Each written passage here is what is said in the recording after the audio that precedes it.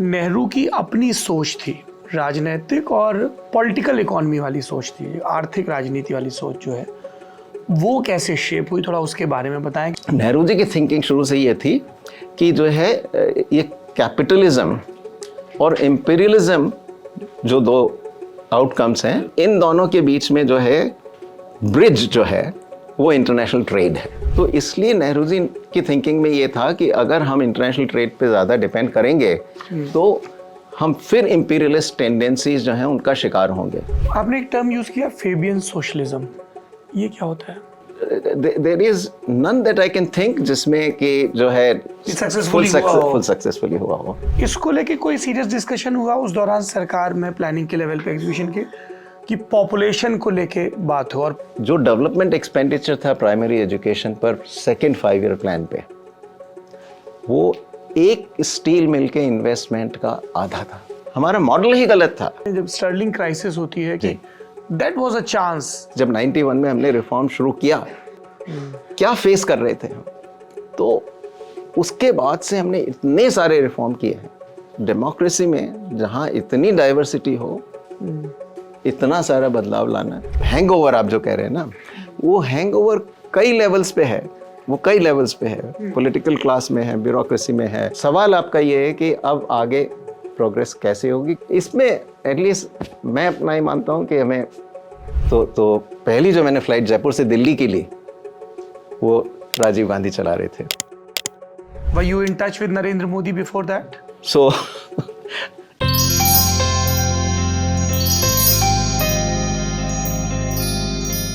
आदमी खाली दिमाग हो या भरपूर बिजी हो, एक गुत्थी है जो हमेशा से सुलझाता रहता है कि यूं होता तो क्या होता। क्या होता अगर नेहरू की जगह पटेल ने सदारत की होती, या पटेल की छाप ज्यादा होती आजादी के बाद की आर्थिक नीतियों पर। क्या होता अगर पंडित नेहरू सोशलिज्म, या बाद में कहा जाए तो फेबियन सोशलिज्म, या उसके पहले कहा जाए तो कम्युनिस्ट विचारधारा से इतने प्रभावित ना होते। क्या होता जो बॉम्बे प्लान किसी और ढंग से बनता। क्या होता अगर नेहरू के बाद भी 27 से 1 बरस ना लग जाते उस लाइसेंस परमिट राज से बाहर आने में। और सबसे बड़ा सवाल जो दूसरी पंचवर्षीय योजना से बार बार पूछा जा रहा है कि अगर हमने हैवी इंडस्ट्रीज में बड़े पैमाने पर निवेश करने के बजाय कोई दूसरा रास्ता चुना होता जिसमें कृषि का त्वरित विकास होता और मंझोले आकार की इंडस्ट्रीज का विकास होता, ताकि भारत से गरीबी को ज़्यादा जल्दी दूर किया जा सकता होता, तब इस देश के इतिहास की, खास तौर पर आर्थिक इतिहास की और इससे जुड़े राजनीतिक इतिहास की दशा और दिशा क्या होती। ये सारे सवाल हैं जिनसे मुठभेड़ की गई है आज की किताब में, जिसका शीर्षक है द नेहरू डेवलपमेंट मॉडल। ये पेंगुइन ने किताब छापी है, लिखा है प्रोफेसर अरविंद पनगड़िया ने। प्रोफेसर पनगड़िया कोलंबिया यूनिवर्सिटी में प्रोफेसर हैं इकोनॉमिक्स के और फाइनेंस कमीशन के सर्वे सर्वा भी हैं इस वक्त।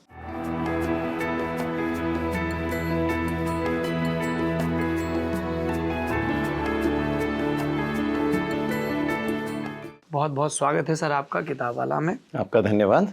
पहला डिस्क्लेमर ये कि हम इस देश की उस जमात से आते हैं जिनकी आर्थिक मामलों में अनफॉर्चुनेटली समझ थोड़ी सी कम है, तो कई विषय हमें जटिल लगेंगे बातचीत में, तो मैं टोक के आपसे पूछ लूँगा कि आसान भाषा में इसको समझा दीजिए, है ना। और किताब में जितने चैप्टर्स हैं हम सब पर ही बात करने की कोशिश करेंगे, लेकिन जो आपने बिल्कुल शुरुआत में बात कही, इंट्रोडक्शन में बात, वहाँ से शुरू करेंगे जिसमें नेहरू की एक तारीफ है और एक कमी है, जिसको हम किताब का प्रस्थान बिंदु कह सकते हैं। तारीफ ये कि कई देश आज़ाद हुए और उनके यहाँ डेमोक्रेसी अब तक हिचकोले खा रही है, लेकिन डेमोक्रेसी के लेवल पे, इंस्टीट्यूशन बिल्डिंग के लेवल पे, to safeguard that, Nehru का काम आपने बहुत सराह नहीं पाया और आर्थिक मोर्चे पर उनकी नीति बहुत प्रॉब्लमेटिक रही लॉन्ग रन में। थोड़ा इसको विस्तार से बताएं। तो देखिए, पहला तो जो है मैं इसको कहता हूँ कि एक पॉलिटिकल मॉडल था, एक इकोनॉमिक मॉडल था। ये दो जो हैं नेहरू की प्राथमिकताएं रही शुरू में जी। तो पॉलिटिकल फ्रंट पे उनका जो ऑब्जेक्टिव था वो भारत को जो है डेमोक्रेसी की राह पर चलाना था। तो वो बहुत सक्सेसफुली किया गया। 1960s में कईयों ने लिखा भी कि जो है भारत डिसइंटीग्रेट हो जाएगा, लैंग्वेज इश्यूज पर टूट जाएगा या मिलिट्री रूल आ जाएगा। ऐसा कुछ नहीं हुआ जी। देश जो है सदातर जो है डेमोक्रेसी के रास्ते पे चलता रहा और आज डेमोक्रेसी हिंदुस्तान में बहुत मजबूत है। जी। नहीं, ये भी लिखा इसमें मैंने कि जैसे एक समय ऐसा भी आया जब इंदिरा गांधी ने इमरजेंसी लगाई, पर जो उसकी फाउंडेशन रखी गई थी डेमोक्रेसी की वो इतनी मजबूत थी कि 18 महीने के बाद जो है उन्होंने स्वयं अपना निर्णय बदल दिया। पर दूसरा जो मॉडल था पंडित जवाहरलाल नेहरू का, वो था अर्थव्यवस्था से रिलेटेड, और इसमें इन्होंने जो है दो इसके खास फीचर्स थे। एक तो कि हमें सेल्फ सफिशिएंसी चाहिए और दूसरा ये कि सोशलिज्म। अब सेल्फ सफिशिएंसी का मतलब ये था कि भाई हमको जो है अंतर्राष्ट्रीय व्यापार पर निर्धारित नहीं रहना है, न हमें एक्सपोर्ट्स पे निर्धारित रहना है, न हमें इंपोर्ट पे निर्धारित रहना है। क्यों उनका सोच ऐसी थी इस विषय में हम बात कर सकते हैं बाद में जी। पर ये एक सबसे पहला उनका जो है ऑब्जेक्टिव कह सकते हैं आप रहा। तो अगर अंतर्राष्ट्रीय व्यापार के आधार पर जो है विकास नहीं करना है और ये हमारा ऑब्जेक्टिव है, तो इसके लिए इसका सीधा इम्प्लीकेशन ये हुआ कि हम जो है अपने ही देश में ऐसी क्षमता बनाएं जिससे कि हम मशीनरी यहाँ पर पैदा कर सकें। मशीनरी के लिए जो विशेष इनपुट्स होते हैं जैसे स्टील होता है वो भी हम यहाँ बना सकें, क्योंकि अल्टीमेटली ग्रोथ के लिए हमें निवेश करना होगा, इन्वेस्टमेंट करना होगा, और इस निवेश के लिए चाहिए मशीनें। तो मशीनें अगर बाहर से नहीं लानी है तो हमें यहीं बनाना ज़रूरी है। इसी तरह से अगर रेलवेज़ को डेवलप करना है तो यहाँ बनाना ज़रूरी है, अगर एरोप्लेन्स बनाने हैं तो यहाँ बनाना ज़रूरी है। तो हैवी इंडस्ट्री पे ऑटोमेटिक इसका इम्प्लीकेशन आया कि जो है अगर सेल्फ सफिशिएंसी अचीव करनी है तो सबसे पहले हैवी इंडस्ट्री हमको डेवलप करनी चाहिए। सो ये दो फीचर्स जो हैं काफ़ी महत्वपूर्ण रहे नेहरू की थिंकिंग में, और जो मैं कहता हूँ कि नेहरू डेवलपमेंट मॉडल। और इसके जो मेन क्रिटिक आपने प्रेजेंट किए हैं, एक तो है कि centralisation of capital in few parts, जो एम्प्लॉयमेंट जनरेट नहीं कर पाया उस लेवल पे, और एग्रीकल्चर के लेवल पे हमें जिस तरीके का निवेश किया जाना चाहिए था वो नहीं हुआ। और एक पॉइंट ये भी आया कि एक जो इनोवेशन और एक्सेल करने का जो एक सेंटिमेंट है वो नहीं रहा। लाइसेंस परमिट राज वगैरह भी रहा, इंपोर्ट एक्सपोर्ट को लेके भी जिस तरह के रेगुलेशंस थे, विल कम टू दैट। पर ये जो नेहरू की अपनी सोच थी, राजनीतिक और पॉलिटिकल इकोनॉमी वाली सोच थी, आर्थिक राजनीति वाली सोच जो है वो कैसे शेप हुई, थोड़ा उसके बारे में बताएं। क्योंकि आपने बहुत असर्ट करके लिखा है कि don't associate it with his early days. वो कैम्ब्रिज के बाद के दिन जब वो वापस से यूरोप गए, वापस से जर्मनी गए, थोड़ा उसके बारे में दर्शकों को बताएं। हाँ, तो नेहरू के बारे में ये कहा जाता है कि ये जब पढ़ने गए थे शुरू में बचपन में, बहुत करीब 1889 में उनका जन्म हुआ जी। 1905 में वो इंग्लैंड पढ़ने गए। तो पहले स्कूल में पढ़े हैरो, और उसके बाद फिर कैम्ब्रिज में उन्होंने डिग्री ली, और उसके बाद फिर लंदन में आए, वो लॉ की पढ़ाई करी इनर टेम्पल में। तो कुछ इम्प्रेशन ऐसा रहा है कि उस समय ये जो है फेबियन सोशलिज्म पे बहुत अट्रैक्टेड थे, पर वो मैंने डॉक्यूमेंट किया है कि वो थोड़ा गलत था। असल में ये जब वापस दोबारा गए, जब कमला नेहरू उनकी पत्नी जब बीमार हुई थी, तो उनका इलाज के लिए यूरोप गए थे ये 1926 और 1927 के वर्षों में। उस समय ये एक बहुत बड़ी कॉन्फ्रेंस ब्रसल्स में हुई। तो उसमें जो है सारे जो सोशलिस्ट और कम्युनिस्ट यूरोप के और नेशनलिस्ट सोच रखने वाले अफ्रीका और एशिया के जो लीडर्स थे वो इकट्ठे हुए। उस कॉन्फ्रेंस ने जो है, और बहुत लंबी कॉन्फ्रेंस चली थी, तो उसने काफ़ी शेप किया नेहरू की थिंकिंग को। एंड मैं डेवलप किया है उसमें आइडिया कि बहुत रेडिकल सोशलिज्म की तरफ अट्रैक्ट हुए वो, ऑलमोस्ट कम्युनिस्ट सोच के आधार पर। तो उसी समय से ये जो है उनकी थिंकिंग शेप होना शुरू हो गई थी। फिर ये इंटरेक्शंस इनके हुए बाद में जाकर हमारे जो इंडस्ट्रियलिस्ट थे उनसे एक नेशनल जो है नेशनल प्लानिंग कमेटी का फॉर्मेशन हुआ कांग्रेस में, जो सुभाष चंद्र बोस ने बनाई। उसमें फिर जब इंडस्ट्रियलिस्ट से इनका इंटरेक्शन हुआ तो दोनों ने एक दूसरे को पुश बैक किया, क्योंकि हमारी इंडस्ट्रियलिस्ट थे बड़े वाले, तो वो अपनी जगह चाहते थे कि जब भारत स्वतंत्र होगा तो उनके लिए क्या स्थिति रहेगी अपना प्रोडक्शन और इन्वेस्टमेंट करने के लिए, क्या उनके लिए कुछ स्पेस रहेगी या नहीं रहेगी, या जो नेहरू जी जो सोशलिज्म चाहते थे कि पूरी इंडस्ट्री पे जो है गवर्नमेंट का कंट्रोल हो जाए, रिसोर्सेज पब्लिक सेक्टर में आ जाएं, उसकी वजह से उनके लिए कोई स्पेस ना रहेगी। तो उस इंटरेक्शन के दौरान दोनों में बदलाव आया। नेहरू जी थोड़े माइल्ड हुए, इसलिए फिर आगे चलकर जो है हमने मिक्स्ड इकोनॉमी का मॉडल अडॉप्ट किया नेहरू जी ने, जिसमें प्राइवेट सेक्टर को भी जगह दी गई पर पब्लिक सेक्टर भी प्रोग्रेसिवली बहुत बढ़ता गया। तो ये फीचर्स थे। एक तो ये फीचर्स, ये जो सेल्फ सफिशिएंसी वाला है ये समझने की बहुत ज़रूरत है कि नेहरू जी की थिंकिंग शुरू से ये थी कि जो है ये कैपिटलिज्म और इंपीरियलिज्म जो दो आउटकम्स हैं अबाउट टू कम, इन दोनों के बीच में जो है ब्रिज जो है वो इंटरनेशनल ट्रेड है, वो अंतर्राष्ट्रीय व्यापार है। किस तरह से? ये ईस्ट इंडिया कंपनी वाला जो पूरा इंप्रेशन है या उसके बाद ब्रिटिश क्राउन वाला, ये थोड़ा ट्रेड के थ्रू है कि और ईस्ट इंडिया कंपनी से भी कनेक्ट करता है कि ये लिखा कि उन्होंने कि पूंजीवाद जो है, कैपिटलिज्म जो है वो बड़ी फैक्ट्रीज को जन्म देता है। इन फैक्ट्रीज को जो है कच्चा माल चाहिए, यानी इनपुट्स चाहिए, रॉ मटेरियल्स चाहिए। ये फैक्ट्रीज फिर फिनिश प्रोडक्ट जब बनाती हैं तो उसके लिए मार्केट्स चाहिए। तो कॉलोनाइजेशन या उपनिवेशवाद जिसे हम कहते हैं, वो जो है इसका साधन बनता है कि कॉलोनाइजेशन करें तो वहाँ से फिर रॉ मटेरियल ले सकें और उनके मार्केट्स अवेलेबल हो जाएंगे तो वहाँ पर फिनिश प्रोडक्ट्स हम बेच सकें।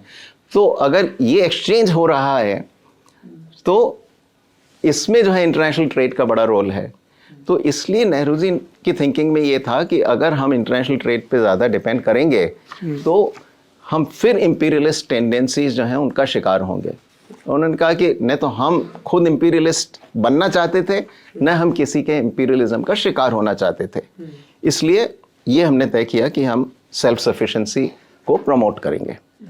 तो ये जो है, जहाँ अगर दूसरे देशों का लें, लैटिन अमेरिका के देश या एशिया के भी दूसरे देश, तो अक्सर ये कहा जाता है कि ये प्रोटेक्शनिस्ट जो पॉलिसी है, ट्रेड के खिलाफ जो हम प्रोटेक्शन लगाते हैं, ऊंचे टैरिफ लगाते हैं, कस्टम ड्यूटीज़ लगाते हैं, वो इंपोर्ट सब्स्टिट्यूशन के लिए लगाते हैं।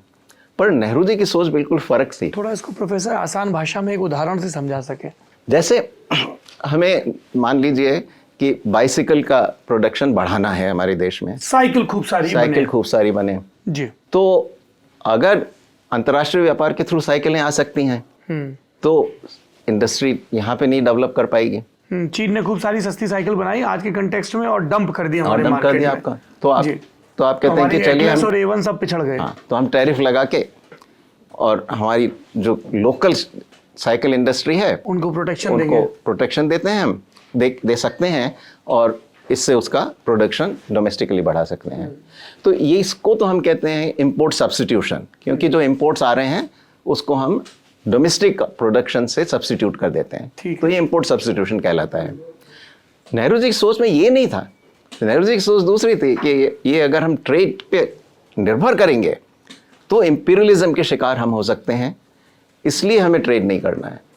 सोच बिल्कुल फर्क थी। तो उन्होंने इस हिसाब से जो है, idea was not to encourage domestic industries to flourish and give them due protection through, that's what you are saying. हाँ, वो उनका आइडिया ये था कि हम जो है डोमेस्टिकली प्रोडक्शन जो हम करते हैं उसको रीओरिएंट करें इस तरीके से कि जो कंजम्पशन, जो चीज़ें हम यहाँ खुद कंज्यूम करते हैं उनको बनाना शुरू करें।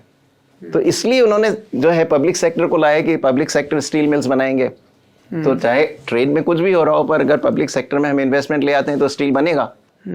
इसी तरह मशीन में हम अगर इन्वेस्ट करते हैं तो मशीन बनेगी। तो उनका जो आइडिया ये था कि अपने आप जो है ये ट्रेड खत्म हो जाएगा अगर हम जो चीज़ें हमें जिनकी ज़रूरत है उनको हम अपने यहाँ प्रोड्यूस करें। तो उनकी थिंकिंग इस हिसाब से फ़र्क थी, इम्पोर्ट सब्स्टिट्यूशन की डायरेक्ट थिंकिंग। अब आगे चलकर जो है ये मिक्सअप हो गई, आगे चल के सब फिर इम्पोर्ट सब्स्टिट्यूशन की सोच ने इसका टेक ओवर कर लिया। आपने एक टर्म यूज़ किया फेबियन सोशलिज्म, ये क्या होता है? अच्छा, तो फेबियन सोशलिज्म का जो बेसिक आइडिया है वो ये है कि हम कैपिटलिज्म में तो शुरू कर रहे हैं पर ऐसे ऐसे चेंज करें धीरे धीरे कि उसको हम जो है धीरे धीरे सोशलिज्म की तरफ ले जाएं। एक तो सोवियत मॉडल था जिसमें बहुत पॉलिटिकली ऊपर से जो है सोशलिज्म इम्पोज किया गया, टाइट गवर्नमेंट कंट्रोल, ऑपरेशन के लेवल तक। ऑपरेशन के लेवल तक। फेबियंस जो हैं वो ये मानते हैं कि डेमोक्रेटिक सेटअप में ही चाहे शुरुआत जो है कैपिटलिज्म से हुई हो। Any example of Fabian socialism? There is none that I can think जिसमें कि जो है फुल सक्सेसफुली हुआ हो।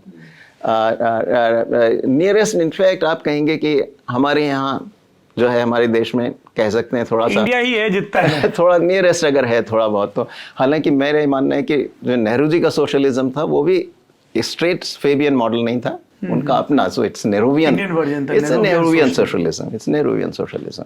इस वर्ड को लेकर भी बड़ी बौद्धिक जगत में मुठभेड़ होती है सोशलिज्म को लेकर। जैसे अंबेडकर साहब ने तो बहुत क्लियरली बोल दिया था जब संविधान में था कि साहब ये सोशलिस्ट वर्ड नहीं। आपने इंदिरा जी का जिक्र किया, उनके दौर में ये ऐड किया गया था। उसका एक बर्डन है जो आप बोल रहे हैं कि अभी तक ब्यूरोक्रेट्स के ऊपर है जब आप डिसइन्वेस्टमेंट करने जाते हो, क्योंकि वो तो उसी स्कूल से आ रहे हैं। एकेडमिक्स के ऊपर वही प्रोफेसर थे, उन्हीं ने अपने स्टूडेंट पढ़ाए और अब वो प्रोफेसर हो गए हैं। तो प्रो कैपिटलिस्ट, प्रो रिफॉर्म अभी जो उसको जिस तरह का इंटेलेक्चुअल सपोर्ट मिलना चाहिए वो नहीं मिलता है। इस पूरे सिलसिले की शुरुआत होती है पीसी महालनोबिस और उसके बाद की जो पूरी ड्राफ्टिंग है 2021 जिसमें एक दो डिसेंट नोट ही दिखते हैं। वो दौर बताइए किस तरीके से फॉर्मुलेट हो रही थी चीज़ें, बिकॉज यू हैव सेड कि फॉर्मुलेशन कुछ भी हो, फाइनल इंप्रेशन जो था वो नेहरूवियन थॉट का था। बिल्कुल, ये मैंने मैसेज दिया है इस किताब में कि जो बेसिक थिंकिंग थी, heavy industry, self sufficiency, socialism, सरकार का बहुत योगदान सीधा और अधिक से अधिक जो है समय के साथ ज़्यादा से ज़्यादा प्रोडक्टिव रिसोर्सेज जो हैं वो पब्लिक सेक्टर में आ जाएं, ये बेसिक जो आइडिया था। और एम्प्लॉयमेंट के लिए ये स्मॉल इंडस्ट्री, ये एक हमें कंपोनेंट और यहाँ बताना चाहिए कि एम्प्लॉयमेंट के लिए ये सोचा गया कि जो cottage industry, house hold industry, small industry, ये सारा नेहरू जी खुद यूज वर्क करते थे, ताकि ये भी ना रहे कि गांधी का चेला भटक गया है। हाँ बिल्कुल।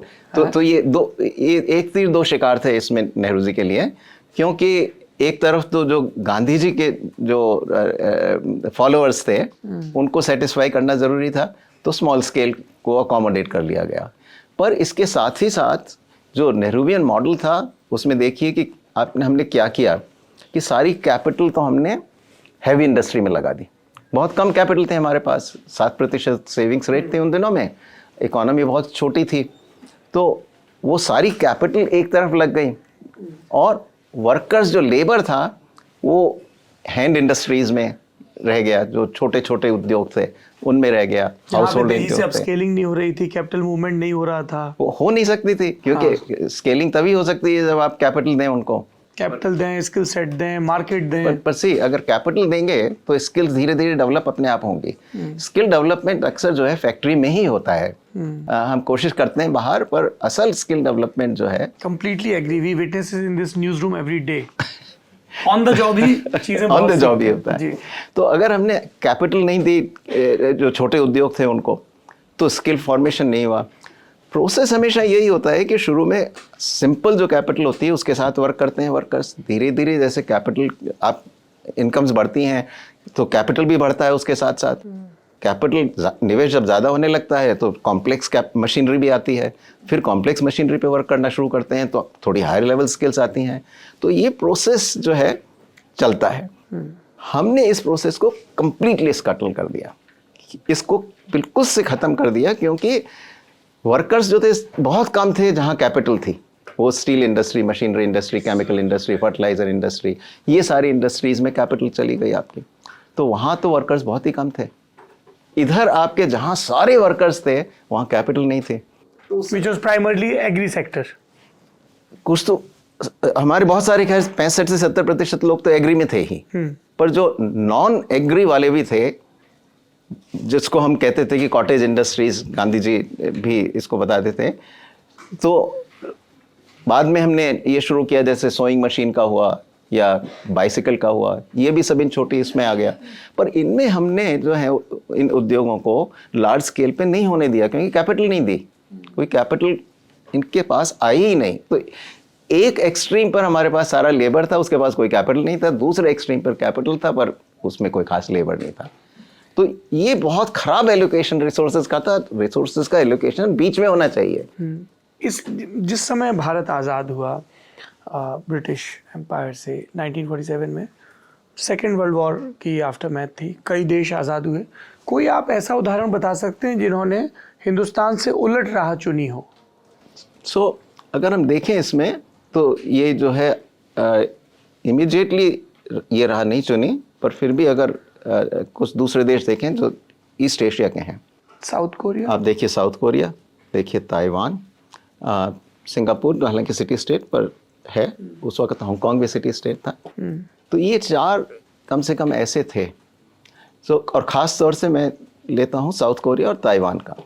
इनका कॉलोनाइजेशन हुआ जापान से, तो वहाँ सोशलिज्म का ऐसा विशेष इम्पोर्ट नहीं हुआ। हमारे सारे राजनेता जो हैं इंग्लैंड में पढ़े, जिस समय सोशलिज्म बहुत पावरफुल था इंग्लैंड में हर तरीके से, एटलीस्ट इंटेलेक्चुअल सर्कल्स में। और लंदन स्कूल ऑफ इकोनॉमिक्स तो खैर फेबियन सोशलिस्ट ने ही शुरू किया था, बर्नार्ड शॉ वगैरह जी इसके फाउंडर्स में थे। तो इन देशों में जो है इवेंचुअली रास्ता दूसरा चुना गया, और इन्होंने हैवी इंडस्ट्री का रास्ता नहीं चुना। यहाँ पे इन्होंने लेबर इंटेंसिव इंडस्ट्रीज, ज़्यादातर शुरू में कपड़ा, जूते, सो क्लोथिंग, शूज़, फुटवेयर, फर्नीचर। एक कोरिया का अगर आप देखें, एक बहुत ही अच्छा एग्जाम्पल है। 1960s में देखें, जैसे 61-62 में, तो जो ह्यूमन हेयर होते हैं उसका कोई एक्सपोर्ट नहीं है उसमें। बाई 1972-73 तक जो है जाके एक्सपोर्ट्स का 10% जो है ह्यूमन हेयर हो जाता है। एक्सपोर्ट का 10% ह्यूमन हेयर एक्सपोर्ट हो रहे हैं। सो इन्होंने रास्ता ही अलग चुना इसमें, कि जो छोटी लेबर इंटेंसिव इंडस्ट्रीज, छोटा होना ज़रूरी नहीं है आप, क्योंकि बाइसिकल का निर्माण आप बहुत छोटी सी शॉप में भी कर सकते हैं, पर बड़े स्केल पे भी। कितने ज़्यादा लोगों को एम्प्लॉयमेंट मिले ताकि वो पॉवर्टी लाइन से ऊपर आए। और एग्री सेक्टर में जो आपको रिफॉर्म्स चाहिए कि नंबर ऑफ पीपल कम हो, हाँ, वो नहीं हो पाया। क्योंकि जिस तरीके से मैं कहता हूँ कि हमारा जो डेवलपमेंट प्रोसेस था वो स्वयं भी जो है इंक्लूसिव नहीं था। आपका सबसे बड़ा रिसोर्स तो लेबर था। अगर आप लेबर को इफेक्टिवली नहीं यूज कर रहे हैं तो आपकी ग्रोथ भी नहीं होगी और आपका इंक्लूजन भी नहीं होगा। तो दोनों ही हमारे जो है ग्रोथ मॉडल में से छूट गए। न तो इंक्लूजन हुआ डेवलपमेंट प्रोसेस में इन लोगों का, जो वर्कर्स थे, जो इतना बड़ा रिसोर्स था लेबर का, और वो जो लेबर था अगर प्रोडक्टिविटी बढ़ती रहती तो उसका ग्रोथ में भी कंट्रीब्यूशन बहुत तगड़ा होता। और इसका कॉन्ट्रास्ट आपको मिलता है दोनों से, साउथ कोरिया और ताइवान से। आप देखिए साउथ कोरिया का मैं बताता हूँ एग्जांपल आपको, कि 1963 में करीब जो है वहाँ से तेज ग्रोथ शुरू होती है कोरिया की। उस समय करीब जो है वर्क फोर्स का जो श्रमिक थे उनका 65% जो है एग्रीकल्चर में था। ये अर्ली 1960s में देखिए। 1990 तक जाते हुए जो है ये शेयर जो था एग्रीकल्चर का वो 65% से घटकर 20 के नीचे आ गया। इतने सारे वर्कर्स जो हैं एग्रीकल्चर से इंडस्ट्री में और सर्विसेज में माइग्रेट किए। और इस दौरान सबसे खूबी की बात ये, आप सोचेंगे कि भाई इतने सारे वर्कर आ रहे हैं तो वेज तो बिल्कुल गिर जाएगा, बहुत लो वेज हो जाएगा, क्योंकि इनको एब्जॉर्ब करने की कोशिश कर रहे हो आप। ऐसा नहीं हुआ। एक्चुअल में जो है रियल वेजेस जो हैं कोरिया में, जब ये प्रोसेस हो रहा था, इतने जब वर्कर्स एग्रीकल्चर से निकलकर इंडस्ट्री और सर्विसेज में आए, एनुअली जो है 9 से 10% रियल वेजेस बढ़ रहे थे। क्यों हो रहा था? क्योंकि प्रोडक्टिविटी बहुत तेज़ी से बढ़ रही थी। एक के बाद एक नई इंडस्ट्रीज आ रही थी, पर वो इंडस्ट्रीज ऐसी थी सभी जो ज़्यादा से ज़्यादा वर्कर्स को एब्जॉर्ब कर सकती थी। फिर क्या होता है कि अगर इंडस्ट्री मैन्युफैक्चरिंग बढ़ती है तो इनकम्स बढ़ती हैं, इनकम्स बढ़ती हैं तो आप खर्चा करते हैं, खर्चा करते हैं तो सर्विसेज की डिमांड भी बढ़ती है। सर्विसेज जो हैं उसका रिपल इफेक्ट है, वो पूरा इफेक्ट होता है, क्योंकि सर्विसेज डोमेस्टिक ज़्यादातर घर में ही बनती हैं। मीनिंग सर्विसेज ट्रेड बहुत, और खास तौर से 60s 70s 80s में ट्रेड बहुत और भी कम था सर्विसेज का। तो सर्विसेज डोमेस्टिकली आपका, तो उसकी डिमांड बढ़ी क्योंकि मैन्युफैक्चरिंग इनकम बढ़ी, खर्चा किया तो सर्विसेज का भी आउटपुट बढ़ा और उसमें भी ग्रोथ को कंट्रीब्यूट किया। तो फिर सर्विसेज भी जो है एम्प्लॉयमेंट देना शुरू कर देती हैं। तो आप देखें कोरिया का पहले मैन्युफैक्चरिंग बढ़ा जिसने इन वर्कर्स को अट्रैक्ट किया, फिर सर्विसेज का आउटपुट भी बहुत तेज़ी से बढ़ा, उसने भी वर्कर्स को एब्जॉर्ब किया।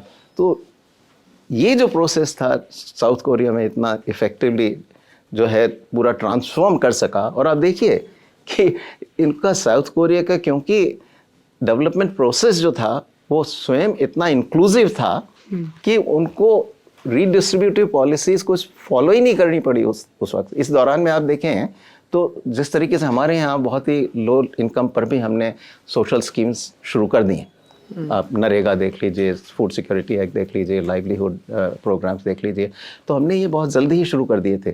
पर कोरिया के जो है शुरू के 30 साल करीब हैं, कोई ऐसे social programme, anti poverty programme जो हम कहते हैं वो नहीं है। लेकिन खुद की इनकम जो है, बिकॉज डेवलपमेंट प्रोसेस खुद इंक्लूसिव था।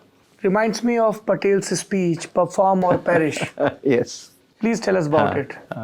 तो पटेल का ये कहना था, और पटेल खुद जो है आर्थिक दृष्टि से बहुत ज़्यादा उनका इंटरफेरेंस नहीं था, पर उनकी सोच के बारे में हमें उनकी जो स्पीचेस हैं 1948 से 50 के बीच की, क्योंकि ये फॉर्मेशन शुरू हो गया था हमारा डेवलपमेंट प्रोसेस वगैरह, तो उसमें जो स्पीचेस उन्होंने दी हैं उसमें हमें उनकी सोच का पता चलता है। तो एक तो ये निकल कर आता है बिल्कुल साफ कि कि पटेल जो हैं वो करीब करीब जो है प्राइवेट इंडस्ट्रियलिस्ट पर ही निर्भर करना में पसंद करते थे। ये उनकी थिंकिंग में जो है ये बड़ा पब्लिक सेक्टर का एक्सपेंशन नहीं था। और उनका ये भी था कि हमें इंडस्ट्रियलिस्ट और वर्कर्स के बीच में कोऑपरेशन होना बहुत ज़रूरी है। तो ये जो कैपिटल और लेबर को साथ होना चाहिए, ये बहुत अहम हिस्सा था उनकी थिंकिंग का। तो उन वर्कर्स को वही कहते थे कि भाई आप लोग जो है अगर प्रोडक्शन नहीं करोगे, हड़ताल करते रहोगे, तो वेजेस आपको कहाँ से मिलेंगे? वेजेस तभी मिलेंगे जब प्रोडक्शन होगा, प्रोडक्शन पहले होगा तब वेजेस मिलेंगे। तो वर्कर्स को ये मैसेज दिया, इंडस्ट्रियलिस्ट को उन्होंने ये मैसेज दिया कि आप लोग प्रोडक्शन कीजिए, ये जो डर आपको लगा हुआ है कि सरकार नेशनलाइज करेगी, ऐसा कुछ नहीं होने वाला है। तो जब तक पटेल रहे दिसंबर 1950 तक, तब तक नेशनलाइजेशन की कोई बात नहीं हुई। हमने जो इंडस्ट्रियल पॉलिसी रेजोल्यूशन भी लाए 1948 में, उसमें ऑफिशियली ये कहा गया कि अगले 10 साल तक कोई भी इंडस्ट्री जो है नेशनलाइज नहीं की जाएगी। तो ये कमिटमेंट हमने कर दिया था उसमें। तो ये सरदार पटेल का बड़ा असर था उस वक्त। 5 लोग थे जो अपने अपने ढंग से इस इकोनॉमिक मॉडल को या तो ड्राफ्ट कर रहे थे, या इन्फ्लुएंस करने की कोशिश कर रहे थे, या डिसएग्री कर रहे थे। We'll start with Mahalanobis, then we'll go to Vakil and Shenoy, then we'll talk about Milton Friedman, and then we'll come to Mr. Shroff. Sir, okay. तो मेरा ये मानना है एक्चुअल में, और ये बहुत डॉक्यूमेंट मैंने किया है, कि थिंकिंग जो है ख़ास तौर से 1955 के आसपास हम आते हैं, तो ये फाउंडेशनल जो हमारा प्लान था वो सेकेंड 5 ईयर प्लान था। फर्स्ट प्लान तो जब तक हमने उसको अप्रूव किया पार्लियामेंट से 2 साल तो निकल चुके थे, उसमें कोई फाउंडेशन वाली बात नहीं थी। कच्ची लोई बोलते हैं हमारे यहाँ सर उसको, ट्रायल बॉल, पहली बॉल। हाँ, पहली बॉल, हाँ ठीक है। तो वो ट्रायल बॉल, हाँ। तो असली जो है ओवर शुरू हुआ इसका, वो सेकेंड 5 ईयर प्लान से शुरू हुआ। इसमें जो नेहरू जी की सारी थिंकिंग थी, जो हमने अभी बात करी है, उसको क्रियान्वित किया गया। क्रियान्वयन में जरूर जो है महलनोबिस, प्रोफेसर महलनोबिस ने बड़ा इंपॉर्टेंट रोल प्ले किया। तो महलनोबिस जो है नेहरू जी को कम से कम 1940 से जानते थे, इंटरेक्शन उनके थे। नेहरू जी जब भी रविन्द्रनाथ टैगोर से मिलने जाते थे बंगाल में, तो पीसी महलनोबिस की जो फैमिली थी वो भी बहुत क्लोज थी। सो ये इंटरेक्शन इनका रहा था। सो एक्चुअल में महलनोबिस को अच्छा खासा अंडरस्टैंडिंग था कि नेहरू जी की क्या सोच है हैवी इंडस्ट्री वगैरह की। तो 1953 में उन्होंने एक पेपर लिखा था, जिसमें उन्होंने नेहरू जी का जो बेसिक आइडिया था कि मशीनरी में इन्वेस्टमेंट करना, उसको फॉर्मलाइज किया, जिसको इकोनॉमिस्ट लोग कहते हैं महलनोबिस मॉडल जी। तो उसी महलनोबिस मॉडल के आधार पर नेहरू जी के कहने पर महलनोबिस ने ड्राफ्ट सेकेंड 5 ईयर प्लान बनाया। तो इसके फीचर्स बिल्कुल काफ़ी जो हमने अभी डिस्कस किए हैं, हैवी इंडस्ट्री ग्रोथ के लिए, इंडस्ट्रियलाइजेशन और ग्रोथ के लिए हैवी इंडस्ट्री, एम्प्लॉयमेंट के लिए ये लाइट इंडस्ट्री या ये सारी cottage industry, hand industry. Agriculture का बहुत पेरिफेरल रोल था, नेहरू जी ने एग्रीकल्चर पे कम ध्यान दिया, ये एक फैक्ट है। ये बाद में जाके लाल बहादुर शास्त्री जब आते हैं तब हमने ज़्यादा एग्रीकल्चर पे, ग्रेन क्राइसिस होती है, अमेरिका पे डिपेंडेंसी की वजह से हमारे सामरिक हित प्रभावित होते हैं। हाँ, क्योंकि उस प्रोफेसर इसको लेके कोई सीरियस बात हुई उस दौर में कि आपने, क्योंकि एक डेटा भी दिया है कि ठीक है कि ब्रिटिश एम्पायर के मुकाबले जब हमारी जीडीपी ग्रोथ रेट 1% थी, हम 4% पे आ गए थे, लेकिन 2 से ज़्यादा परसेंटेज से हमारी पॉपुलेशन भी बढ़ रही थी। तो effective per capita income growth तो थी ही नहीं उतनी। इसको लेके कोई सीरियस डिस्कशन हुआ उस दौरान सरकार में, प्लानिंग के लेवल पे, एग्जीक्यूशन के, कि पॉपुलेशन को लेके बात हो? और पॉपुलेशन पे अगर आपको कंट्रोल करना है तो आपको primary health and primary education, इसमें हेवली इन्वेस्ट करना पड़ेगा। और ये मुझे बड़ा कॉन्ट्रडिक्टरी दिखता है कि एक तरफ तो हम सोशलिस्ट बैकग्राउंड से आते हैं और दूसरी तरफ जो इंसान की, नागरिक की 2 बुनियादी सुविधाएं हैं, शिक्षा का अधिकार मिले ताकि वो गरिमापूर्ण जीवन जी सके, स्किल डेवलप कर सके, और स्वास्थ्य का अधिकार मिले। यहाँ पे सोशलिज्म नहीं दिखा, यहाँ पे प्राइवेट मशरूमिंग होती रही। हाँ। तो ये तो बहुत कॉन्ट्रडिक्टरी नहीं है? पर जो रास्ता हमने चुना उसका ये सारा बाई प्रोडक्ट था, इस तरीके से कि आपकी जो सेविंग्स थी उस वक्त, जो आपके पास रिसोर्सेज थे, वो आपने सारे लगा दिए हैवी इंडस्ट्री में। एक आपको डेटा पॉइंट में देता हूँ, जो उस वक्त जो है 1960 में एक किताब आई थी, पीटी बावर थे, उन्होंने लिखी। उन्होंने ये फैक्ट लिखा कि हमारे सेकेंड 5 ईयर प्लान में जो प्राइमरी एजुकेशन पे development expenditure relates to capital, meaning जो स्कूल बना रहे हैं आप, बिल्डिंग्स बना रहे हैं, ये सब कर रहे हैं, तो उस नए स्कूल जो बनेंगे, तो जो डेवलपमेंट एक्सपेंडिचर था प्राइमरी एजुकेशन पर सेकेंड 5 ईयर प्लान पे, वो एक स्टील मिल के इन्वेस्टमेंट का आधा था, पूरे देश का ओवरऑल, पूरे देश का। हुआ क्या, हैवी इंडस्ट्री पे अगर आप जा रहे हैं तो पहली बात तो आपकी ज़्यादातर कैपिटल उस हैवी इंडस्ट्री ने एब्जॉर्ब कर ली, क्योंकि स्टील मिल एक गरीब मुल्क जो है जिसकी इतनी कम इनकम है ऑलरेडी, उसमें से सेविंग्स और भी कम है, उसको अगर आप यूज़ करेंगे तो 3 स्टील मिल ने ज़्यादातर हमारी सेविंग्स उस वक्त की थी, इन्वेस्टमेंट था, उसको एब्जॉर्ब कर लिया। अच्छा, इसके साथ साथ आप ये सोचिए कि अगर स्टील मिल्स बना रहे हैं, मशीनरी इंडस्ट्री बना रहे हैं, फर्टिलाइज़र इंडस्ट्री बना रहे हैं, केमिकल इंडस्ट्री बना रहे हैं, ये हैवी इंडस्ट्री सारी बना रहे हैं, तो उसके लिए तो मैनेजर्स की ज़रूरत पड़ेगी, इंजीनियर्स की ज़रूरत पड़ेगी। तो क्या बनाएंगे आप IIT बनाएंगे, आप IIM बनाएंगे, तो फिर प्राइमरी एजुकेशन के लिए पैसा थोड़ी बचेगा। तो इस वजह से आप जो कर रहे हो, और हेल्थ का तो बात ही बहुत दूर की है, क्योंकि प्राइमरी एजुकेशन तो कम से कम हमने कॉन्स्टिट्यूशन में लिखा हुआ था कि पहले 10 साल में हम जो है सब बच्चों को जो है स्कूल में ले आएंगे। हाँ, तो प्राइमरी एजुकेशन भी नहीं हो पाई, तो स्वास्थ्य का तो बहुत दूर की बात है उस वक्त। सो हमारा मॉडल ही गलत था कि सारी सेविंग्स को उधर डाल देना और फिर ट्रेड पे भी जो है रिलाई न करना।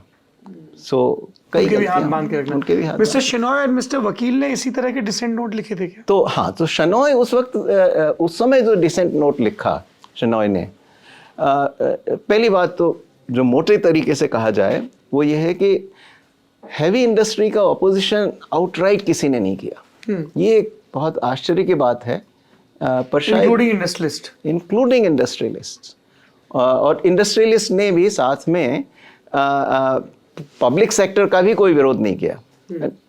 मेरे ख्याल से ये अकोमोडेशन हो गई थी नेहरू जी और बड़े इंडस्ट्रियलिस्ट के बीच में कि भाई ठीक है, पब्लिक सेक्टर तो आएगा ही आएगा। इंडस्ट्रियलिस्ट ने ये मान लिया था और नेहरू जी ने ये देख लिया था कि भाई इंडस्ट्रियलिस्ट के बिना we will complement each other। हाँ, so we'll complement। So ये करीब तो आप देखेंगे कि कम से कम 1964-65 तक, जब तक नेहरू जी जिंदा हैं, इंडस्ट्री ने भी कोई इस बात का विरोध नहीं किया कि भाई पब्लिक सेक्टर में इतना क्यों कर रहे हो, या कुछ और तरीके से सोचा जाए, हैवी इंडस्ट्री को बढ़ावा नहीं दिया जाए, दूसरी इंडस्ट्रीज को बढ़ावा दिया जाए।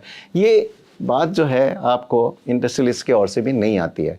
नेहरू जी के मरने के बाद फिर भी थोड़ा JRD टाटा बहुत बोले 1965-66 के आसपास, मुखर होके बोले।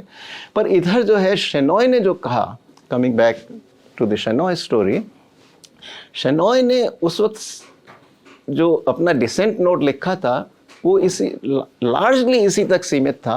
दूसरी बातों पे थोड़ा टच किया उन्होंने, पर मेन फोकस उसका था कि आप इतना ज़्यादा इस प्लान में इन्वेस्ट कर रहे हैं तो इसके लिए आप जो है डेफिसिट फाइनेंसिंग करेंगे, यानी कि आपके पास इतनी सेविंग्स तो है नहीं, इतने टैक्स के तो रेवेन्यू इतने हैं नहीं, तो इसको जो है जो टैक्स के रेवेन्यू आपके आ रहे हैं इन्वेस्ट करने के लिए, उसको आप फिर रुपए छाप कर नया कैश इंट्रोड्यूस करके रिसोर्सेज लाने की कोशिश करेंगे कि आपने और कुछ एक्स्ट्रा नोट छापे, उसको यूज़ करके आप रिसोर्स खरीदने की कोशिश करके और फिर इन्वेस्ट बढ़ाने की कोशिश कर रहे हैं, क्योंकि आपका प्लान बहुत बड़ा है कंपेयर टू आपकी इकोनॉमी के देखते हुए, तो इसका बड़ा इन्फ्लेशन होगा। तो ये शेनॉय की बात सही निकली, इन्फ्लेशन हुआ उसमें, और फिर उसी की वजह से आगे चलकर जो है हमारा बैलेंस ऑफ पेमेंट्स क्राइसिस भी हुआ, क्योंकि अगर उससे हमारी कीमतें बढ़ने लगीं तो इंपोर्ट ज़्यादा आने लगे। तो आपके शुरू में जो है फॉरेन एक्सचेंज था, वो सेकेंड वर्ल्ड वॉर के दौरान हमने अच्छा हमारा सरप्लस था, तो हमने काफ़ी फॉरेन एक्सचेंज एक्यूमुलेट किया था उन दिनों में, तो उसको हम यूज़ करते रहे, इंपोर्ट लाते रहे। पर इवेंचुअली 1970 बीच में आप किताब में एक जगह जिक्र करते हैं जब स्टर्लिंग क्राइसिस होती है कि दैट वाज अ चांस जब नेहरू डिवेल्युएट करते और चीज़ें बेहतर हो सकती थी, but he did not take the plan. Yes, बिल्कुल सही है ये। पर उसमें भी जो है शेनॉय अकेले ही थे जो इस बात का एडवोकेसी कर रहे थे कि इसको डिवैल्यू कर दें। कोई भी इस विषय में नहीं बोला, तो चांस नहीं था कि डिवैल्यूएशन होता। पर नेहरू ने उसको कहा कि ये तो फैंटास्टिक नॉनसेंस है, डिवैल्यूएशन की बात फैंटास्टिक नॉनसेंस का उन्होंने कैरेक्टराइजेशन उसको किया। तो उसकी वजह से फिर क्या हुआ कि जब फॉरेन एक्सचेंज ख़त्म हो गया, आप डिवैल्यू कर नहीं पाए, तो foreign exchange control was the only option. तो आपका फॉरेन एक्सचेंज कंट्रोल हो गया, foreign exchange heavy machinery of bureaucracy, एक नया तंत्र, बस तंत्र शुरू हो गया फिर। और वो जो 1957-58 तक आप देखें तो ये तंत्र इतना बुरा नहीं था। लोगों को लाइसेंस भी मिल जाते थे, इन्वेस्टमेंट के लाइसेंस भी मिल जाते थे आसानी से, इंपोर्ट्स हो जाते थे क्योंकि इतना रिस्ट्रिक्शन नहीं था कि फॉरेन एक्सचेंज होने की वजह से इंपोर्ट लाइसेंस मिल जाते थे। पर 1957-58 के बाद जो है ये तंत्र बहुत टाइटर हुआ, और बाय 1965 तक तो जो है ये तंत्र इतना एलाबोरेट हो गया था। मैंने एक पूरा चैप्टर इस पे, बल्कि 2 चैप्टर इस पे लिखे हैं सिर्फ ये बताने के लिए यंगर जनरेशन को कि भाई इसको पढ़िए आप कि कहाँ थे हम। प्रोफेसर, वो आपके उन चैप्टर्स में एक किस्म की थोड़ा सा सरकाज़म, थोड़ी सी डांट भी है कि ये अभी आपको लगता है कि बहुत ब्यूरोक्रेटिक हर्डल्स हैं, जरा देखो कि आपके पापा चाचा के ज़माने में क्या था। हाँ। You have very categorically you have mentioned this. इसलिए मैं चाहता हूँ कि यंगर जनरेशन उसको पढ़े, देखे कि हमने जो गलतियाँ करी उसका क्या असर हुआ, और सेम गलतियों को अब हम नहीं दोहराएं आगे चलकर, क्योंकि अभी भी हम अब जो हैं ओवर रेगुलेटेड होते जा रहे हैं। अलग किस्म का रेगुलेशन है, ऐसा जो इतना कंट्रोलिंग था वैसा नहीं है। पर फिर भी हम जो कहते हैं ना कि हम ओवर रेगुलेटेड अंडर एनफोर्स्ड, जी, वो स्थिति है अभी हमारी। तो उसको हमें ध्यान देने की बहुत ज़्यादा ज़रूरत है कि थोड़ा मैं जंप मार के आ रहा हूँ। आपने कहा over regulation under enforcement. Labour laws pass हुए थे 19-20 में, अब तक इम्प्लीमेंट नहीं हुए हैं, तो फिर कैसे ये जंप आएगा? नहीं ठीक है आपको, क्योंकि इसमें मेरा रीडिंग ये है खैर पॉलिटिकली कि शायद ये जो थोड़ा फ्रीज आया इसमें फार्म लॉज पे, जो इतना एजिटेशन हुआ उसके बाद सरकार थोड़ी पॉलिटिकल ऑप्टिक्स, थोड़ी कॉशियस हुई सरकार। उसकी ये वजह सूट से बूट की सरकार है, ये जमीनें हड़प लेगी तो वो 15 वाला लैंड रिफॉर्म और फिर ये एग्रीकल्चर रिफॉर्म है। हाँ। सेल नहीं कर पाए कॉन्स्टिट्यूएंट्स के बीच में अपने पॉलिटिकल रिफॉर्म्स को। हाँ, पर ये थोड़ा स्ट्रांगली आप पुट कर रहे हैं। मैं दूसरे तरीके से कहूंगा इस बात Of को course, you're part of the government. Please tell me. क्योंकि ये पार्ट ऑफ द गवर्नमेंट की लिहाज से नहीं कह रहा मैं एकेडमिक्स के लिहाज से, अर्थशास्त्री होने के लिहाज से भी कह रहा हूँ कि ऐसा नहीं है। सरकार ने कुछ बहुत बड़े बड़े रिफॉर्म किए हैं, और अगर हम पूरा 30 साल का लें ताकि कोई पॉलिटिकल इसमें इशू नहीं आए, तो बहुत सारे रिफॉर्म्स हमने किए हैं। आप सोचिए, इसीलिए मैं कह रहा था कि यंग लोग पढ़ें उन 2-3 जो चैप्टर्स हैं मेरी बुक के, कि क्या था, व्हाट डिड वी फेस जब 91 में हमने रिफॉर्म शुरू किया, क्या फेस कर रहे थे हम। तो उसके बाद से हमने इतने सारे रिफॉर्म किए हैं, मतलब पूरी बड़ी मोटी किताब लिखी जा सकती है जो जो रिफॉर्म हुए हैं उसके बारे में। अरुण शौरी के ज़माने में जो रिफॉर्म्स हुए, डिसइन्वेस्टमेंट हुए, सारे डिसइन्वेस्टमेंट हुए, सारा अर्बन लैंड सीलिंग्स एक्ट था, खत्म कर दिया हमने। इतना कंट्रोलिंग एक्ट था अर्बन लैंड के लिए, उसको खत्म कर दिया हमने सारे इंपोर्ट लाइसेंसिंग को खत्म कर दिया, सारे इन्वेस्टमेंट लाइसेंसिंग को खत्म कर दिया हमने। टेली कम्युनिकेशन इंडस्ट्री में प्राइवेट एंट्री आ गई, हमने सिविल एविएशन में प्राइवेट एंट्री आ गई, पब्लिक सेक्टर जो बैंकिंग है उसमें इतने सारे प्राइवेट बैंक्स आ गए, इतने सारे रिफॉर्म्स हुए हैं। पर अभी मोदी सरकार के समय में मैं आपको बताऊं कि 2 इतने बड़े रिफॉर्म्स हुए जो पिछली सरकारें कोशिश कर रही थी, कोई कर नहीं पाया। एक तो इंसॉल्वेंसी और बैंकरप्सी कोड जी, मैं खुद जो है सबसे पहले इस विषय पर 2001 या 2002 में लिख चुका हूँ। उसके बाद कई बार लिखा मैंने कि university of Maryland back at that. मैं उस 2004 में मैं कोलंबिया आया, तो उसके पहले 2001 की जो मैं कह रहा हूँ तब मैं यूनिवर्सिटी ऑफ मैरीलैंड में था।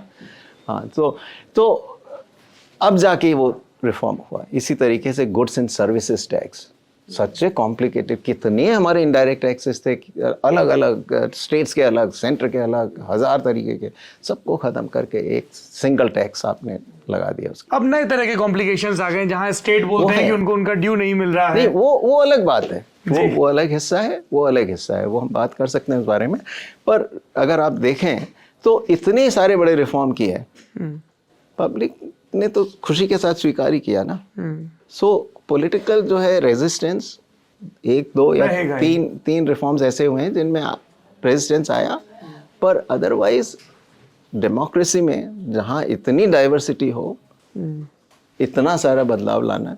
सोशलिज्म का हैंगओवर बहुत ज़्यादा है क्या? क्योंकि एयर इंडिया जैसे कोई भी चीज़ है जो बहुत घाटे में चल रही है, सरकार का काम नहीं है भाई, सरकार कारोबारी नहीं है ना।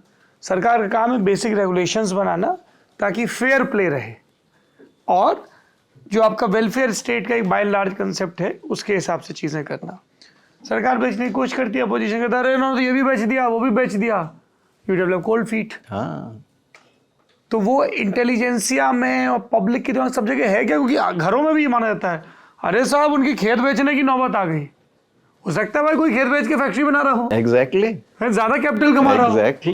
एग्जैक्टली। पर हमने ये कई चीज़ें इतनी टैबू बना दी हैं कि कोई भी कह देता है कि अरे आप ये तो आपने फैमिली जूल्स गिरवी रख दिए। हाँ, तो बहुत बुरा माना जाता है, अरे साहब गहने रखने पड़े उनको। तो इसलिए सरकार जो जब प्राइवेटाइज करती है तो बहुत करेज होना चाहिए, बहुत करेज होना चाहिए। आप देखिए ना, जब शुरू में एक्चुअल में एयर इंडिया की बात आपने कही, तो सबसे पहले इसकी बात उठी थी वाजपेयी सरकार के समय पर जी। उस वक्त एक, जहाँ तक मैं समझता हूँ शायद जयराम रमेश ने कहीं लिखा है या किसी ने लिखा है कि इवन जो है पीवी नरसिम्हा राव जिन्होंने लिबरलाइजेशन का प्रोसेस शुरू किया वो भी उसके खिलाफ थे कि ये गलत कर रहे हैं, कि एयरलाइंस जो है सरकारी क्षेत्र में ही रहनी चाहिए। समय लगा हमें बहुत इस सोच को बदलने में, और जो हैंगओवर आप जो कह रहे हैं ना, वो हैंगओवर कई लेवल्स पे है, वो कई लेवल्स पे है, पॉलिटिकल क्लास में है, ब्यूरोक्रेसी में है, और हमारे सबसे ज़्यादा मेरी ट्राइब में है, इकोनॉमिस्ट में। Please tell us about it.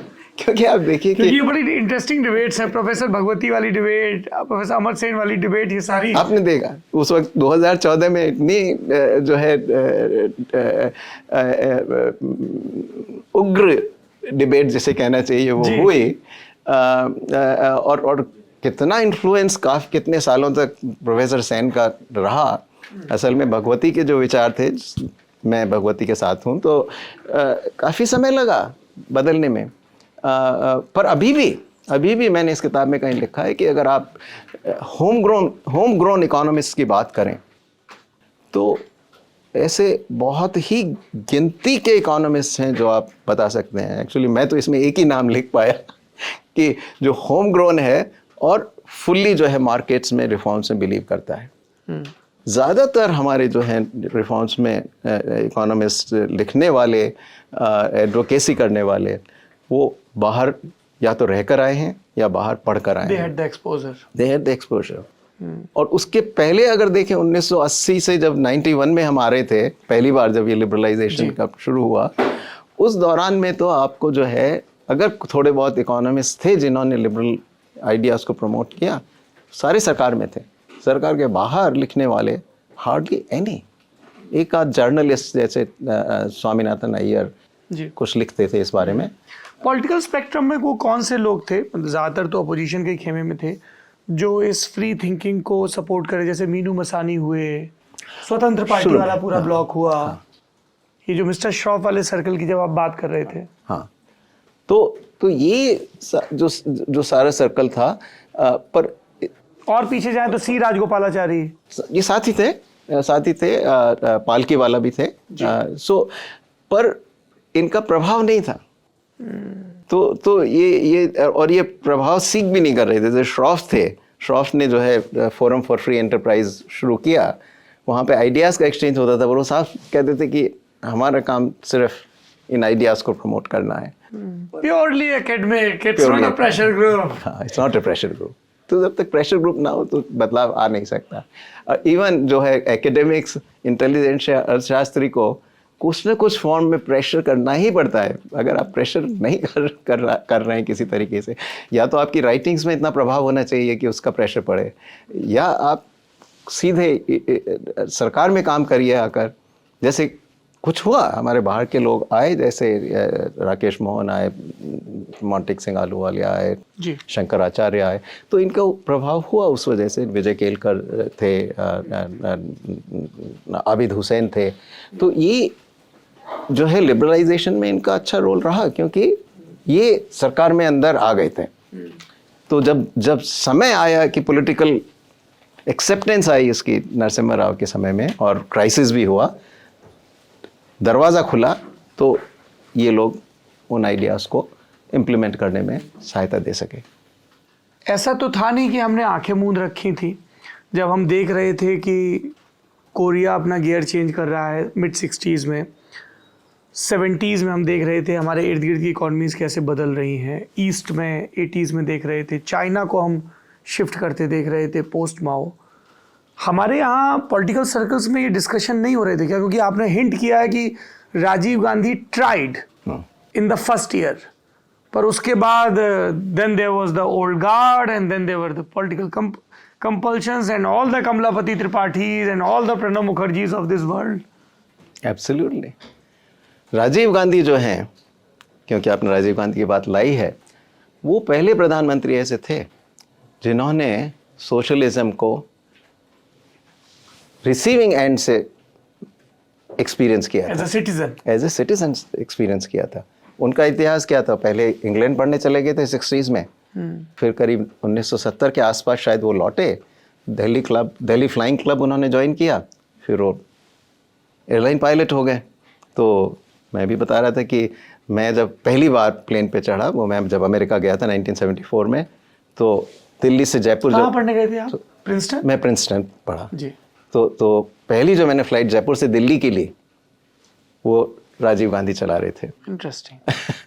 तो इन एनी केस वाकई ऐसा हुआ, वो तो संजय गांधी थे पॉलिटिक्स में तो, पर उनके देहांत के बाद फिर इंदिरा गांधी ने राजीव गांधी को कहा कि आप आइए, मेरी मदद कीजिए, help your mommy, right. So that is how he came. तो उन्होंने जो है सोशलिज्म को जो महसूस किया, उसके प्रभाव को महसूस किया, वो एज ए सिटीजन महसूस किया। तो इस हिसाब से जो है उनको देखा जाए तो उनकी थिंकिंग सोशलिज्म से बिल्कुल फर्क थी। जब वो प्रधानमंत्री बने तो वो निश्चित रूप से इसको ख़त्म करना चाहते थे। सारी जो एक पहले साल में जितनी स्पीचेस उन्होंने दी हैं वो इस बात का गवाह हैं। एक से एक स्पीच आप देख लें, सब में उन्होंने कहा कि हमें लिबरलाइज करने की जरूरत है। School club, bringing Sam Pitroda, वो सब हुआ। पर पॉलिटिकली इतने सेवी नहीं थे राजीव गांधी, क्योंकि आप 1985-86 का जो बजट था वो बहुत ही लिबरलाइजिंग बजट था। और उसको नन्ही पालकीवाला और जो भी उस वक्त के इन्हें गिने लोग थे, प्रो मार्केट इन्हें गिने लोग थे, उन्होंने उसको बहुत ज़्यादा सराहा। पर 1986-27 का बजट जब आया, तब तक जो है राजीव गांधी को सीनियर लीडरशिप जो कांग्रेस की थी, उन्होंने ओवर पावर कर चुकी थी। तो उसमें कोई रिफॉर्म्स का नहीं आया और नन्ही पालकीवाला बड़े हताश हुए उससे। Professor, this is very interesting कि ये जो 70s 80s के क्लचेस हैं, इन्हीं के बीच एक पॉलिटिशियन है जो hardcore Nehruvian, conformist politician, meek voice, I am talking about PV Narasimha Rao. But लेकिन जब अपॉर्चुनिटी आती है, everybody talks about Manmohan Singh, but at the end of the day it was about political backing. Absolutely. कि तुम करो, मैं पीछे खड़ा हूँ। Absolutely. That is what he said actually in an interview कि मैं as a rock I stood behind Manmohan. That was and away from the limelight. He let him be in the spotlight. बिल्कुल। नहीं, ये इसीलिए इसमें मैंने काफ़ी लंबा मुझे लिखना पड़ा, क्योंकि ये मेरे लिए लिखने में स्ट्रगल था कि नरसिम्हा राव को कैसे एक्सप्लेन किया जाए।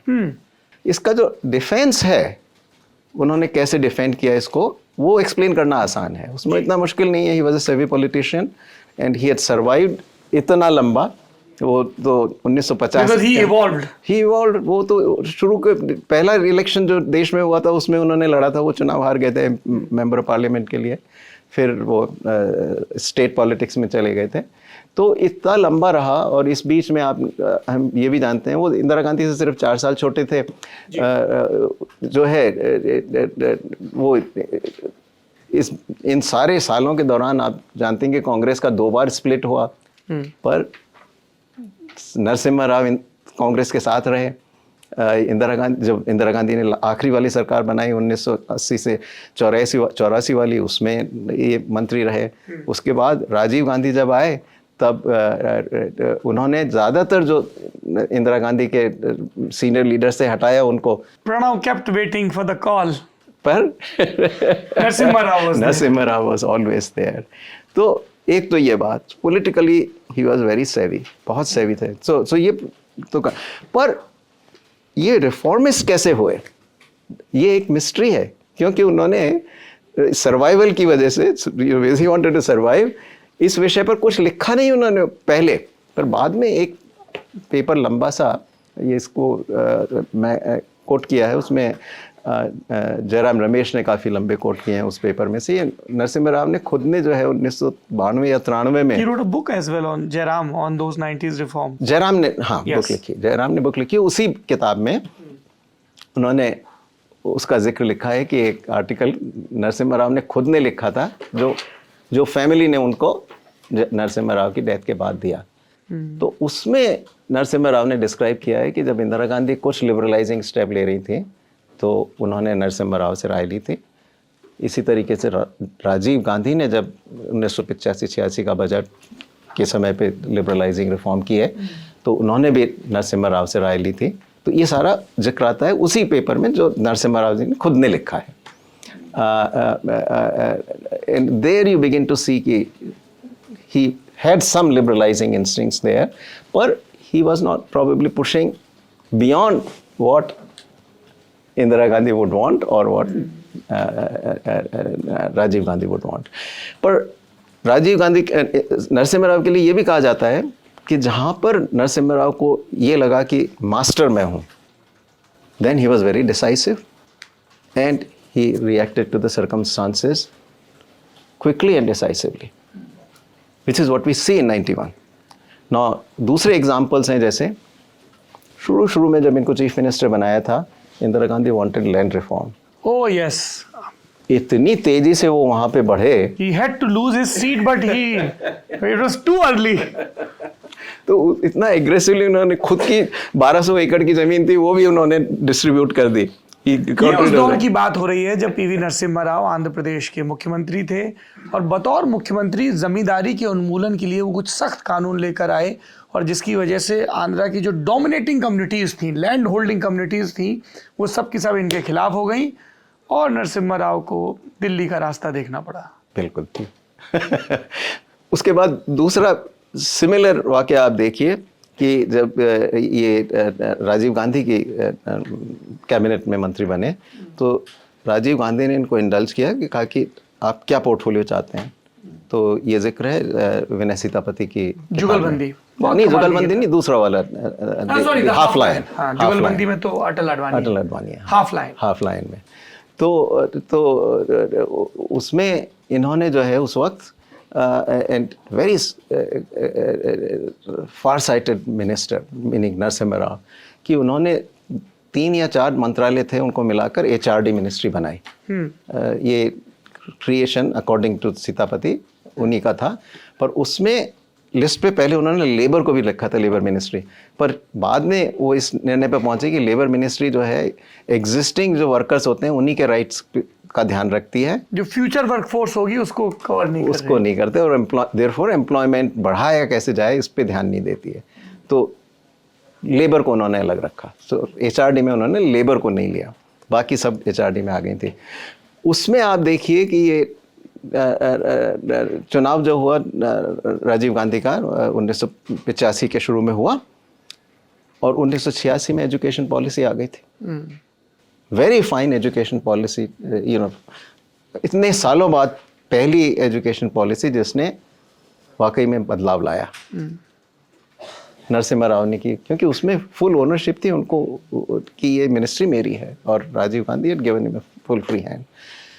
Similarly, I think, after 1991, when he became the Prime Minister, he was his own master. He said, okay, now what needs to be done? He went about doing what needed to be done. और उनकी understanding Nehru की बड़ी अच्छी थी कि उनकी thinking में जो ये था कि नेहरू जो है was not frozen in time. मेरे हिसाब से आखिरी के 10 सालों में at least in terms of the economic structure Nehru did freeze, क्योंकि वो जो इम्पोर्ट को लेके जो उनके हाँ उसमें 1 इंच भी कहीं इधर उधर, वो जो 10 साल का एक्सपीरियंस आया है, 8-9 साल का 1955 से अगर 64 का हम समय लें तो उसके सारे एक्सपीरियंस के आधार पर the original Nehru would have probably rethought, कुछ प्रैग्मेटिज्म था, कुछ सोचते कि कुछ गलतियां हैं उनको सुधारा जाए। That's what Mr. Rao said, कि I am a true Nehruvian because I am evolving. That's right what he said. He said कि in fact उन्होंने ये कहा कि ये जो आप बात करते हैं कि नेहरूवियन और गांधीयन, वो बिल्कुल गलत है। कोई there is nothing नेहरूवियन और गांधीयन, क्योंकि Nehru and Gandhi are always evolving.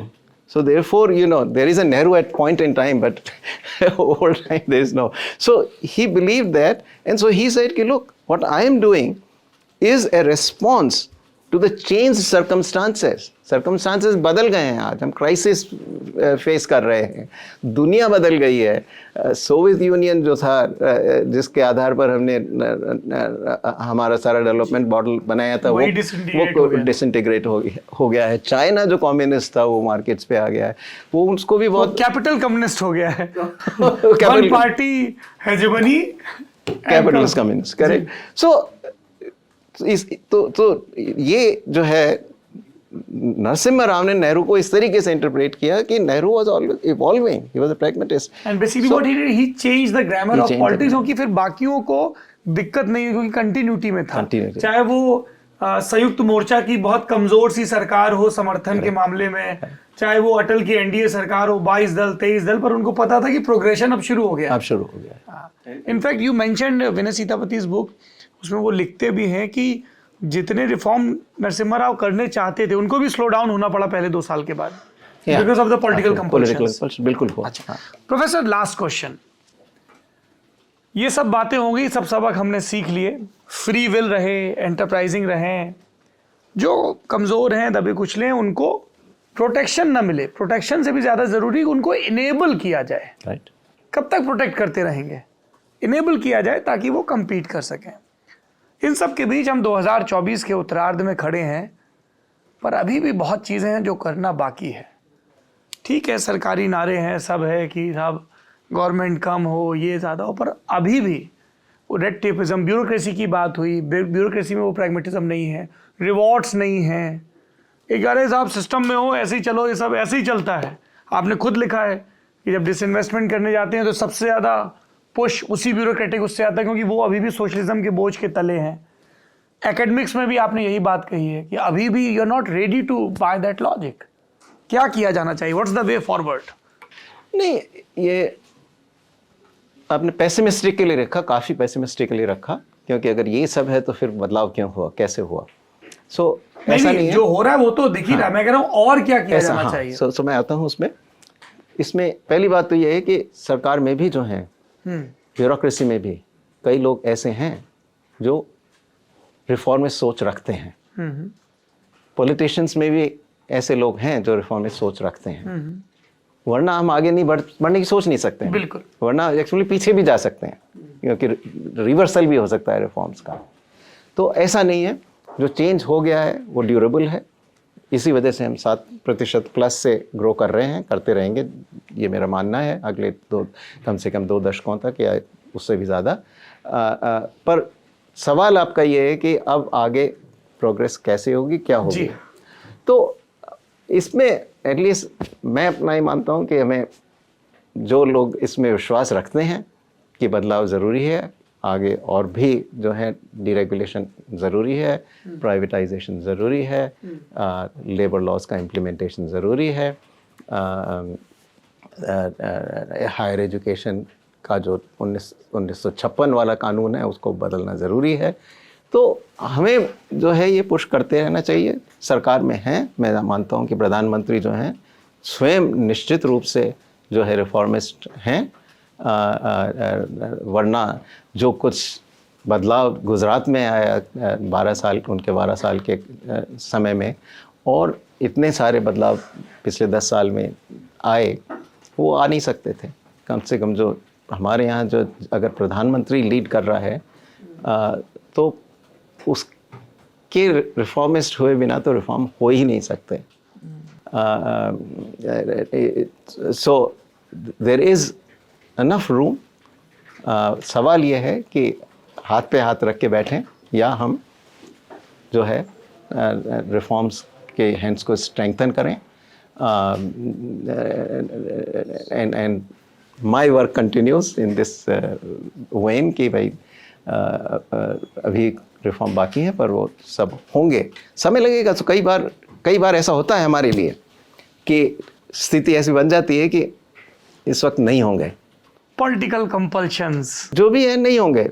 पूरा 10 साल का समय था जी, जब यूपीए का रूल आया, करीब विदिन 2 या 3 महीने में हमें लग गया था कि अब रिफॉर्म्स नहीं हो सकेंगे।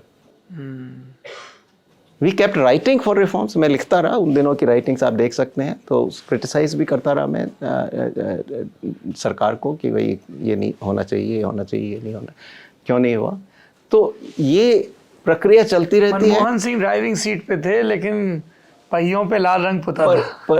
पर वो ड्राइविंग सीट पर कौन थे ये वही मैं कह रहा हूँ ना कि वो पहियों पे लाल रंग पुता था, है ना। तो हाँ, उसमें तो ड्राइव असल में कौन कर रहा था वो दूसरी बात है। पर ऐसे समय आते हैं कि जब 2015 में मैं खुद जब आया नीति आयोग में जी, तब वो सूट बूट की सरकार वाला वाकया हुआ। तो जब मैंने देखा, मैं तो थोड़ा खुद सन रह गया कि क्या होगा, ये होगा कि नहीं होगा। Who reached out to you for this assignment, Professor? Prime Minister's office. Okay, directly. Yeah. Were you in touch with Narendra Modi before that? Yes. When he was Chief Minister of Gujarat. उसकी कहानी कुछ समय अब जी, इस कहानी के लिए बहुत समय है। तो ये हुआ था कि मैं 2012 एक बड़ी ग्रांट थी मुझे किसी फाउंडेशन से, तो 2012 में 2009 से 12 के बीच में ये ग्रांट का समय था। तो मैं सारी भारत के जो पॉलिसीज़ थी उसी विषय में थी। उसमें एक सब्जेक्ट हमने लिया था स्टेट्स का, तो उसमें 3 स्टेट्स हमने सेलेक्ट करी थी, आंध्र प्रदेश, गुजरात और बिहार। उनकी केस स्टडीज़ करी थी। तो गुजरात को हम पढ़ रहे थे उस समय में, तो काफ़ी मुझे नॉलेज हो गई थी। तो उस समय ये कुछ चलने लगा कि गुजरात की परफॉर्मेंस, बिकॉज बाय 2013 तक तो ये काफ़ी हो गया था कि शायद जो है श्री मोदी जी जो हैं, जी बिल्कुल, 2012 के विधानसभा चुनाव के बाद से ही वो तैयारी शुरू हो गई थी। तो 13 के मिड तक तो वो कैंपेन उस समय मेरा जो है ये साधारण धूमे हैं अमेरिकन एंटरप्राइज इंस्टीट्यूट में। ऐसे ही मैं डीसी गया था, तो लंच में बात हो रही थी, तो वो बताने लगे मुझे कि बहुत डिबेट चल रही है इस विषय पर कि गुजरात ने कुछ अच्छा किया या नहीं किया। सो आई टोल्ड हिम, मैंने कहा कि ये कोई डिबेट का विषय ही नहीं है, क्योंकि गुजरात ने तो बहुत अच्छा किया है, इसमें कोई डिबेट, सारे डेटा बता रहे हैं, तो इसमें तो ही सेड कि you should write. So I wrote about both Bihar and Gujarat. उस वक्त बिहार भी बहुत अच्छा कर रहा था, तो पहले मैंने बिहार के विषय पे लिखा नीतीश कुमार को कॉम्प्लीमेंट करते हुए। फिर मैंने गुजरात पे लिखा। फिर गुजरात पे 2 एक आर्टिकल मैंने लिखे, तो वो मुख्यमंत्री जी के ध्यान में आए। उसी समय में, इसी दौरान में एक हमारे मित्र भी थे राजेश जैन, वो कोलंबिया आए। तो वो ऑलरेडी जो है मोदी जी के साथ वहाँ वर्क कर रहे थे। तो उन्होंने जो है फिर इंटरमीडिएट किया, because chief minister's office was also interested कि मैं जाके मिलूँ उनसे। तो फिर एक दिन की विज़िट के लिए मैं इंडिया आया हुआ था, तो गुजरात ले गए फिर राजेश जैन मुझे। तभी फिर 1 घंटे मेरी मुलाकात हुई मोदी जी से। What was your first impression? आप उसके पहले एज एन एकेडमिशियन आप रेगुलरली इंडियन पॉलिटिशियंस से इंटरेक्ट कर रहे थे? नहीं, ज़्यादा नहीं, मेरा not at the high level. So पर वो 1 घंटे की मुलाकात was very impressive actually. Chief minister एक तो सबसे पहले कि कोई नहीं बैठा। उसके पहले मैं जैसे मिला था कुछ मंत्रियों से, हमारी जो कॉमर्स मिनिस्टर हुआ करते थे ट्रेड के साउथ से, मुरासली मारन से मिला था। कमल दयानिधि मारन होंगे, मुरासली के बेटे। मुरासली मारन, नो मुरासली मारन थे, वो ट्रेड मिनिस्टर थे अटल बिहारी वाजपेयी के समय। हाँ जी, उनके समय तो मुरासली, हाँ उन्हीं के समय। तो तब मिला था मैं मनमोहन सिंह जी से, तो खैर मैं 1987 में मिला था जब वो प्लानिंग कमीशन के थे, पर तब वो पॉलिटिशियन नहीं थे। पर कमलनाथ से मिला था मैं। सो कुछ मंत्रियों से पहले ऐसा मिल चुका था, पर this was a very different experience. उसके बाद ये हुआ कि फिर जो है इकोनॉमिक ब्रीफिंग्स के लिए मुझे बुलाया गया। उसमें भी राजेश जैन जो थे वो इंस्ट्रूमेंटल थे। तो एक वाक़या ऐसा हुआ, उनमें से एक ब्रीफिंग के समय मैं बहुत प्रिपेयर्ड गया था। वो तो मेरे पास हर एरिया के जो है मैंने प्रेजेंटेशंस, पूरे प्रेजेंटेशंस बना के गया था।